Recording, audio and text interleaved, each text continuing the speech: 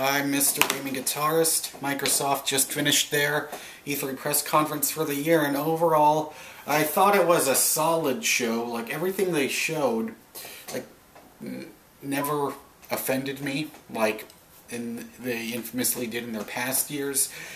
But there was really nothing in there at all that made me foam at the mouth, like what happened during Bethesda.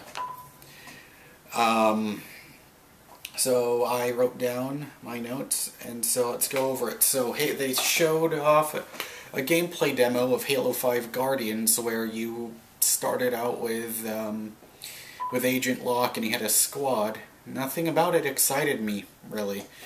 That's all I have to say about that.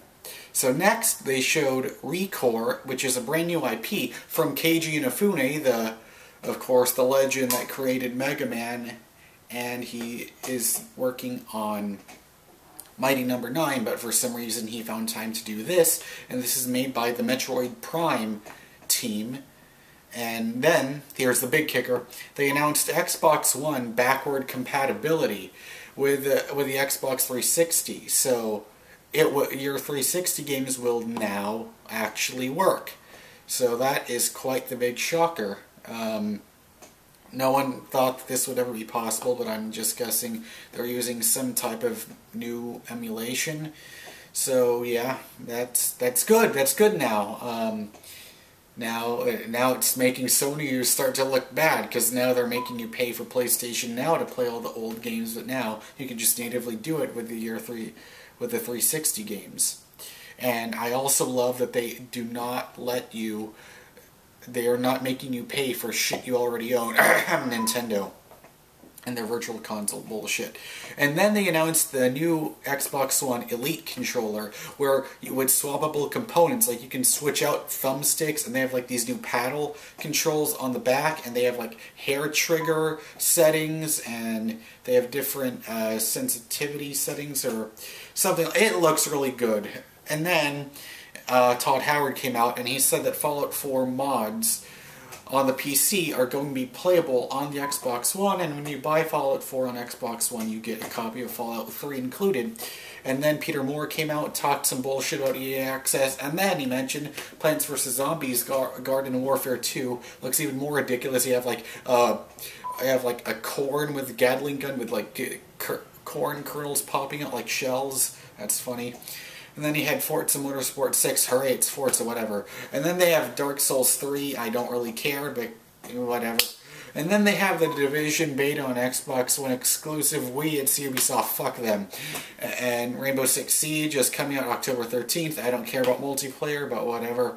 And then they had Gigantic, it's a multiplayer online action-based team thing similar to Battlecry and Battleborn and all that other stuff. And then Tacoma, the new game from the makers of Gone Home, You're in Space. Then they had Cuphead, something I'm really looking forward to, which is a 30s cartoon like that plays like a 16-bit platformer. Only shame about that is it's Xbox One exclusive, and it's coming out next year. And then they have Xbox Game Preview, which is their new program similar to Steam Early Access. We don't know, but we all know how well Early Access goes, so I don't know if I'm to be too excited with this. Then they showed Ion from the DayZ creator coming first to PC on Xbox One. It's another space game. Hooray! And then they showed Rise of the Tomb Raider, which showed her mostly in snow, but then later on they showed extra shots of Lara and other environments and actual tomb raiding her. Hooray, and that's coming out November 10th, same day as Fallout 4. And then they have Rare Replay, which is all the classic Rare games, and it's 30 games for $30, a damn good deal.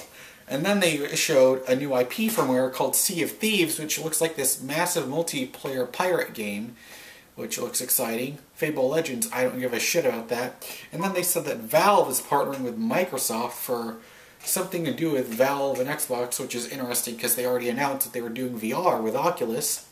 And then they showed Minecraft for HoloLens, which I don't want to believe any of that, because look at what happened when they showed Kinect for the first time. I don't want to believe it.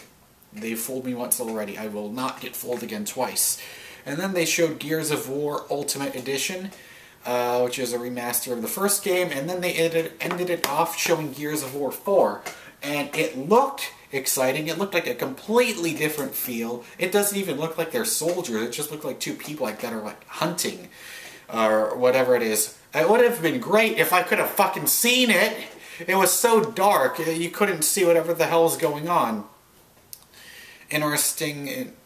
Okay, I forgot who it was, but it looked like Laura Bailey was one of the main characters in it, and she voiced Fetch in Infamous Second Son and Wonder Woman in Lego Batman 3. Travis Willingham sounded like the main character, who also was in Infamous Second Son and Superman in Lego Batman 3. It's funny to see those two popping up in the same games again, but so yeah, and they are calling it just Gears of War 4, so it looks like a completely new story, new characters.